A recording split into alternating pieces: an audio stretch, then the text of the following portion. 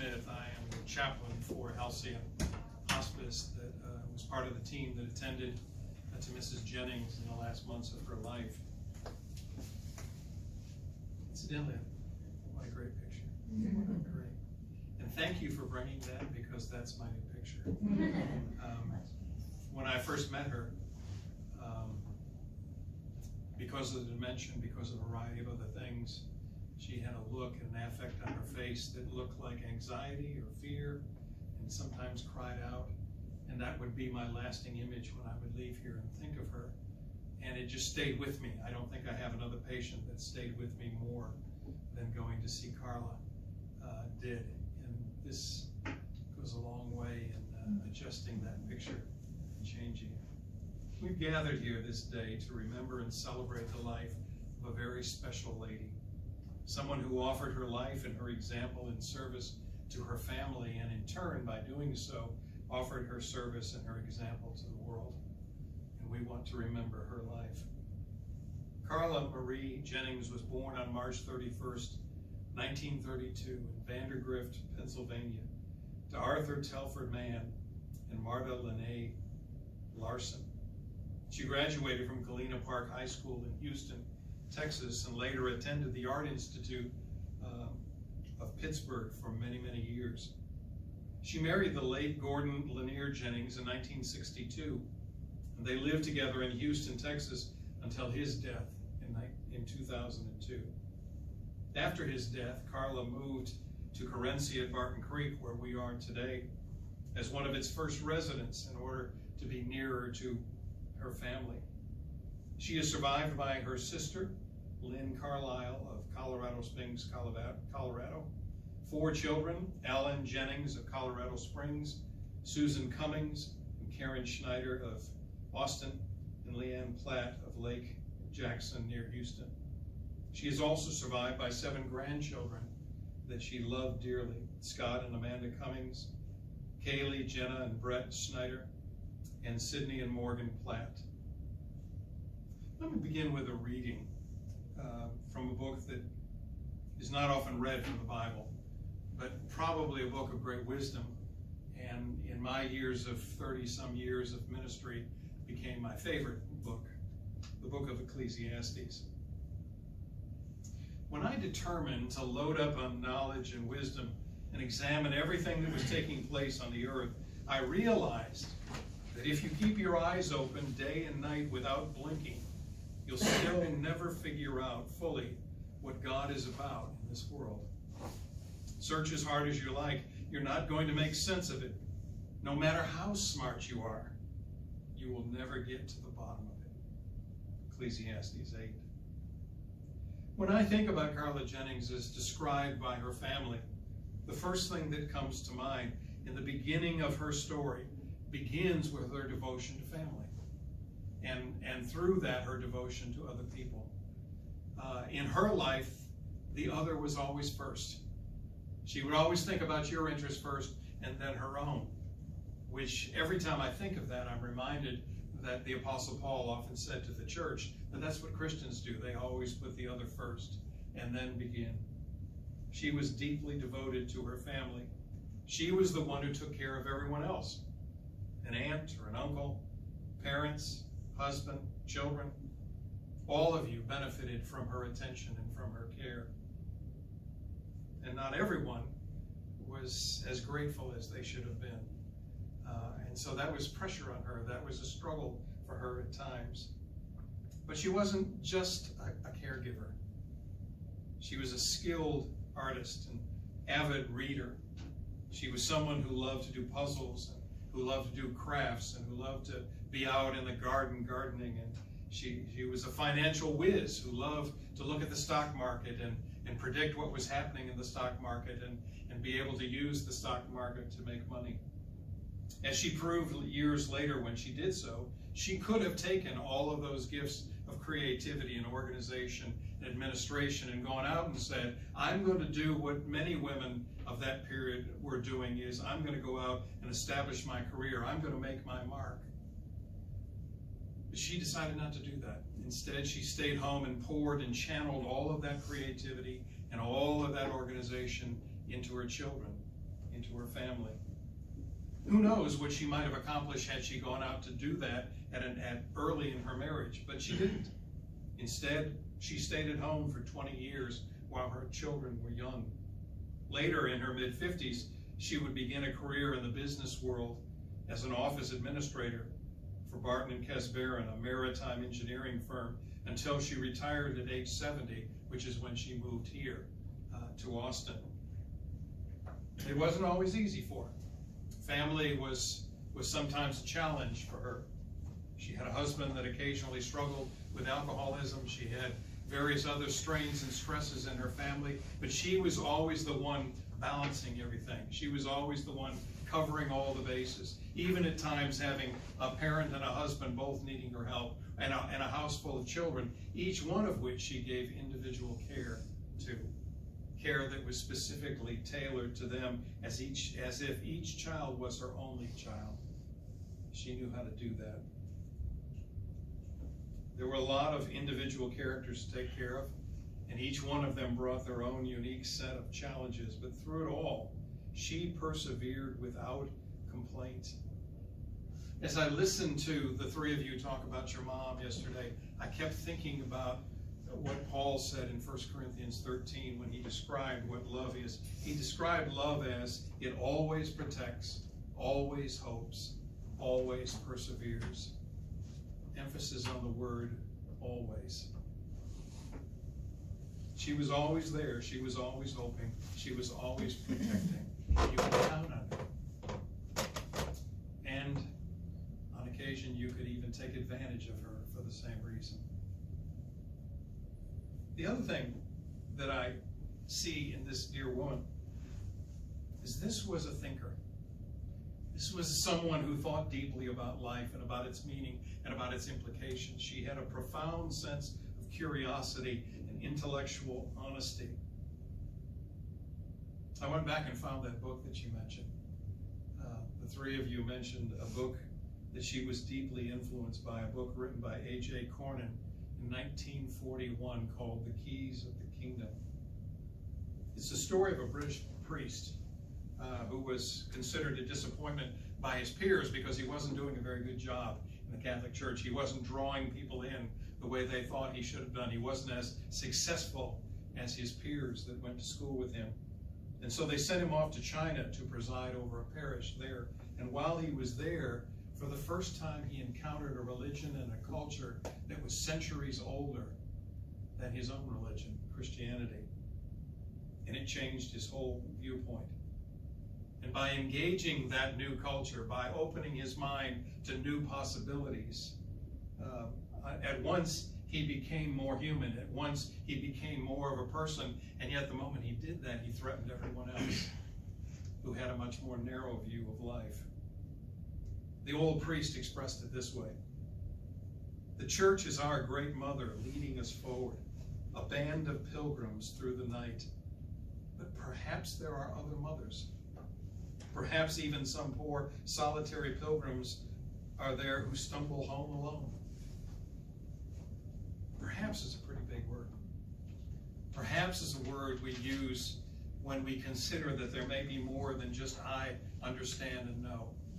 Perhaps is opening ourselves up to possibilities that perhaps we didn't know existed before. Like the priest in this story, Carla didn't so much reject the reality of God as she embraced the notion that no one really knows it all, as the preacher of Ecclesiastes reminds us. I don't really think her perspective was an attempt somehow to limit God. I think it was just the opposite. I think it was to open the possibilities to something more. It was an opportunity to expand her perspective as she considered a God who loves the whole world, as we all read in John 3:16. God loves the whole world, all the different cultures, all the different religions. And somehow we have to wrap our minds about that, and we never fully do that. It wasn't that she was rejecting God. It was that she had expanded and embraced the notion that there were many keys or many paths into this kingdom or this rule of God. I wish I had known her. years ago. I really wish I had known her years ago. My wife would tell you that when I was ministering in a church, Carla was who I was trying to reach. That's who I wanted to have the conversation with. That's who I wanted to show up in the pew on Sunday. The church was filled up with a whole lot of people who already had all the answers and already knew it all and were disappointed that I didn't share that knowledge. And I kept looking for the people who came in with wide-eyed wonder and said, well, I don't think that's necessarily so. And there were a few over the years. When I was at a church in Chicago, there was a woman who every single week would come out with a sheet of paper. She had written notes and say, okay, I have 3 things I want to ask you about. And for many, many months, I just dreaded the end of worship. I just dreaded the end of worship. And yet, the whole time that was going on, I could see other changes that were going on in her life. Changes in her family, changes in her work, changes in her lifestyle. But she never stopped having questions. The last Sunday, before we moved to Texas, she was at the door and says, I only have 2 questions this week. But that was the person I most wanted to meet. You see, I don't have to reject my faith. I don't have to reject what I believe in order to respect her humility and her honesty if she says, I think there's something more. I don't have to be limited in any way. I can embrace her humility and her honesty, her example of love and faithfulness towards others in life, and respect that. Especially since I understand that when Jesus came preaching and teaching, one of the things that set him apart was his insistence that it ought to change the way you look at people and the way you live. And if it doesn't do that, it's just mere words. If you're familiar with what's called the Sermon on the Mount, you know that the Sermon on the Mount ends with Jesus challenging his audience and saying, a lot of you are going to go away thinking, boy, this was great, this is wonderful, but you're not listening to a word I say, and you're not going to implement any of it. And as Eugene Peterson, who wrote the Message, translated, Jesus in essence says, and you have just completely missed the point. It's all about your life. It's all about how you treat people. It's all about the values that you uphold. I love the way that she understood and honored that. I love the way in which she honored that her family was to be cared for. You may not know this, but in the early church, there were an awful lot of people who went off to do for the glorious quest of God with their newfound religion and left their families behind. It was so pervasive at times that both the Apostle Paul and the Apostle Peter had to remind them, if you don't put your family first and take care of them first, you have no business caring for others. In fact, the Apostle Paul went so far as to say, in fact, you have denied the faith if you do that. In my lifetime, I've met a lot of religious leaders who've done exactly that, who've gone out and written books, who've gone out and preached to thousands, and who've been great professors, but who left their families behind. And every time I meet them, I think of Paul's ringing words, these people have denied the faith. So by choosing to accept that there are many paths, by choosing to accept there are many keys to the kingdom, Carla opened herself up to a wider world. She opened herself up to new possibilities. She opened her life up to a perhaps, which opened her up to the mystery of God. Apostle Paul once wrote late in his life, great is the mystery of our faith.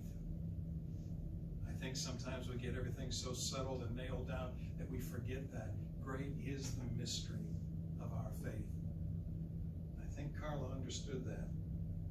In many ways, her life modeled the values and reinforced the teachings of Jesus. She might not have thought he was the only way, but I think she thought he was a way and lived that out in her life.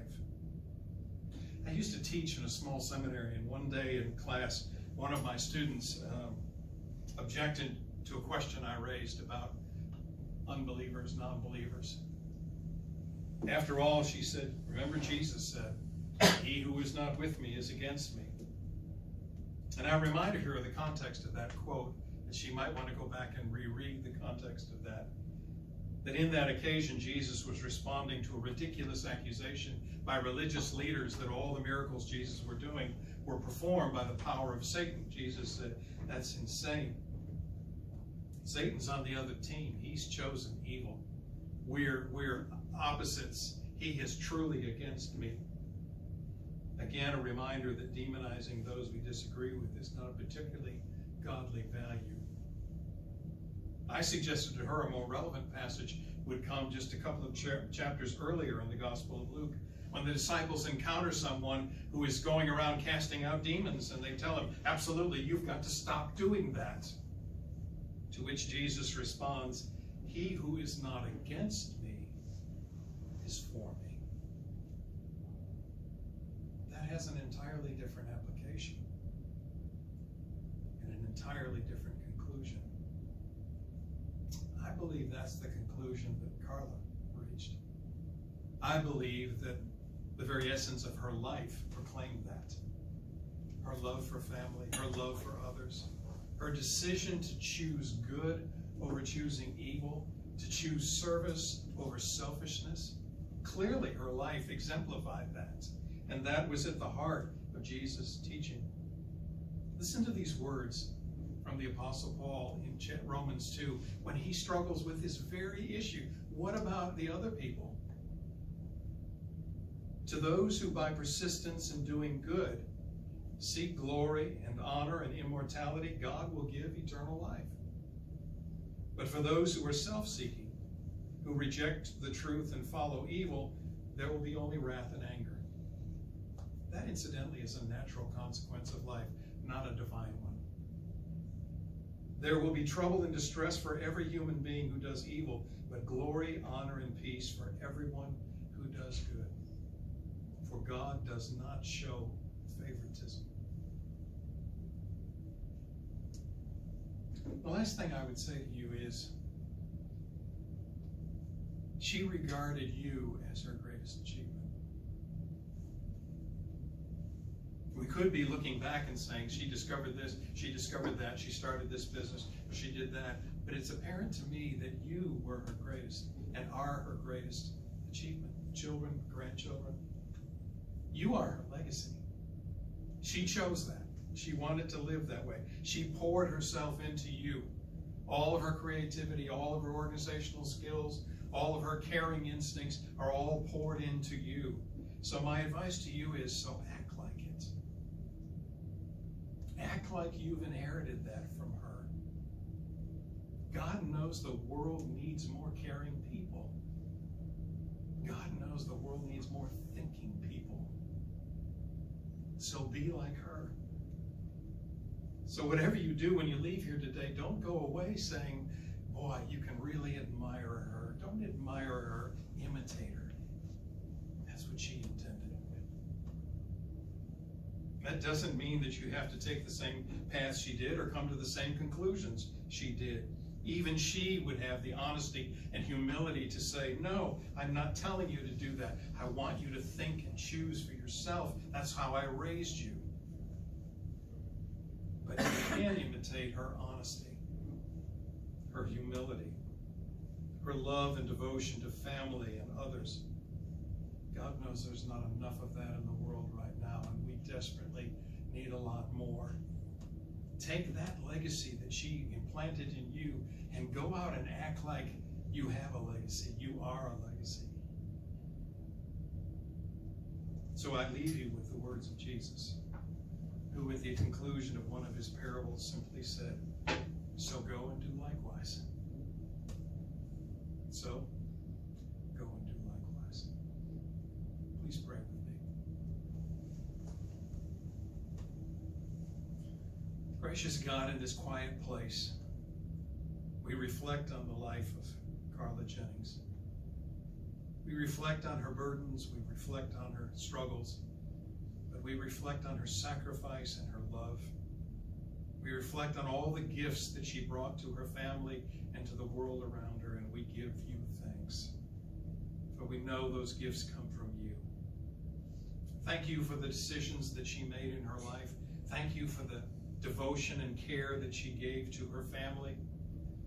Thank you for the example that she leaves for all of us. Thank you for the way that the world was a better place because she was in it. Now comfort this family. Help them to take from this moment all the gifts that she has given them. Help them to live out those gifts and to live their lives by her example of honesty, humility, of choosing good and choosing selflessness, that they too might go out and be a blessing to the